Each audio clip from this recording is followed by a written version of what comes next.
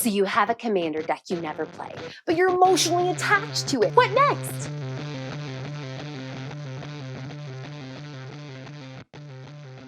I have a lot of commander decks. I really love the building part of Magic. Drafting new sets and brewing new commanders brings me so much joy. I'm always thinking about new decks I want, or commanders that are interesting that I can build a deck around. This means that I have so many commander decks, and even more hypothetical decks that I want to build. Now, I do play a ton of commander, but there are definitely decks that I gravitate towards, and I also tend to want to test my new decks. This leaves a handful of decks that I just never play. But I love them, and so I'm not sure I'm ready to just deconstruct them. Some commander decks I've had in the past were immediately scrapped for parts. Some pre-constructed decks, for example, I purchased because I specifically wanted to extract cards from them. Not too long ago, I ordered a box of all of the 2019 pre-cons when there was a big sale on Amazon, specifically to get Dockside Extortionist. And shockingly, it was a good deal. Other times, I've picked up a pre-con commander deck because I like the idea behind the deck or the commander, and I end up keeping it mostly intact, maybe only upgrading them a little and making them my own. This happened with my Urza and my Prosper Tomebound precon, which leaves me with multiple commander decks that I've poured hours of thought into, sitting by my desk, staring at me, and never getting played. I could take them apart and use the cards for new ideas and new cards. And part of me really loves that idea, but there's a certain sadness to taking apart a deck. I mean, I wouldn't take apart a painting. So what should you do if you have a commander deck you never play? I think there are 3 different paths forward. The first option is to take apart the deck and use the cards from it for other decks. If you have infinite storage, you could theoretically keep every deck you've made. But there are probably some really cool cards hiding in your decks that could be so fun to play. Reaching the point where you're ready to take apart a deck can be tough, but it feels easier if there's a clear path forward. Maybe that looks like finding a card that's really exciting enough that it inspires a new deck. A new and exciting idea feels like it gives me permission or an excuse to finally take apart a deck that never gets played, to use the parts. A fun new idea is a happy reason to take apart the deck, and often outweighs the sadness of taking apart a deck. A spark of inspiration might be the push to finally take apart a deck that's never played and put those cards towards a new and exciting idea. But you might just want some of the cards for other decks you play more, and that's okay too. It's okay to celebrate a deck for when it brought you joy, and then take it apart for parts. I've found that it's easier to deconstruct a deck when I've written out my deck list, either online or in a note on my phone.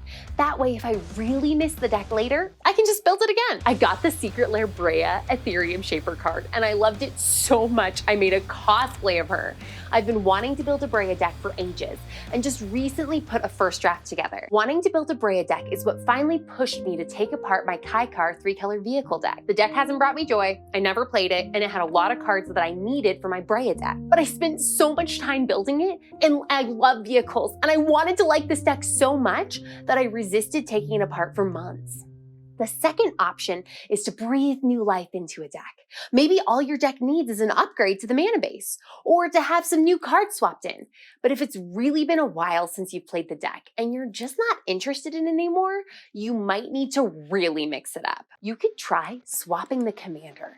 There are lots of legendary creatures with similar synergies, and you can sometimes swap the commander around in a deck and only need to switch a few other cards to make it a whole new, fresh experience. Most pre-constructed decks come with an alternative commander option.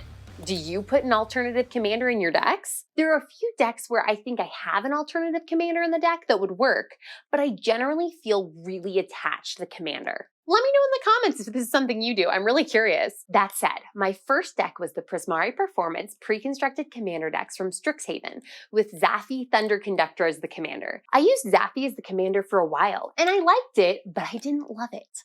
When I started using the included alternative commander there in Voice of Duality, I loved it.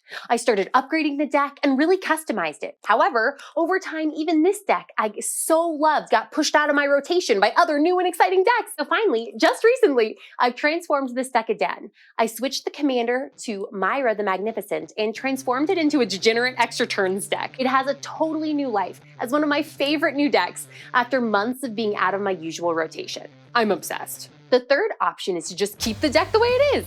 There's no single way to enjoy Magic cards, People love playing Magic and collecting Magic cards.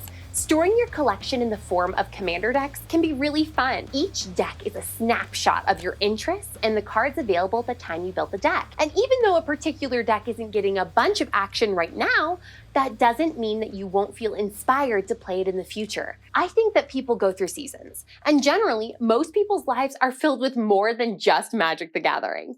Depending on what's going on in my life and who I'm spending time with, I might go for large stretches of time where I'm not playing CEDH. This doesn't mean I want to take apart my CEDH deck. My husband has a really mean Tasha the Witch Queen deck. I've actually cosplayed her too, by the way. And while it's a deck he loves, lots of people don't love playing against it.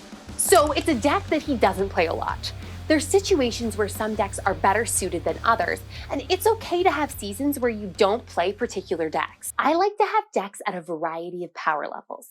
I want to be able to play Commander with anyone, especially at conventions. I think it can be just as interesting of a challenge to build a mid-power deck as a high-power deck. In my typical play group, I generally use mid to high-power decks. On stream, most hosts want to play high-power casual games, so I play my higher-power decks. And when I introduce new players to the game, I want to use decks around the same speed as a pre-con. Not all of my Commander decks get played weekly, or even monthly, but I'm still happy they exist, and if there's enough room on my shelf, they can stick around. I've met people who have 2 to 3 Commander decks, and that's it. But I've also read about people who have hundreds of Commander decks. Where do you fall? Do you have a few Commander decks that you pour a ton of love into, or a bunch that you never play? If you have a deck you're not ready to take apart but need some love, check out my Upgrading Your Commander Deck video for some inspiration.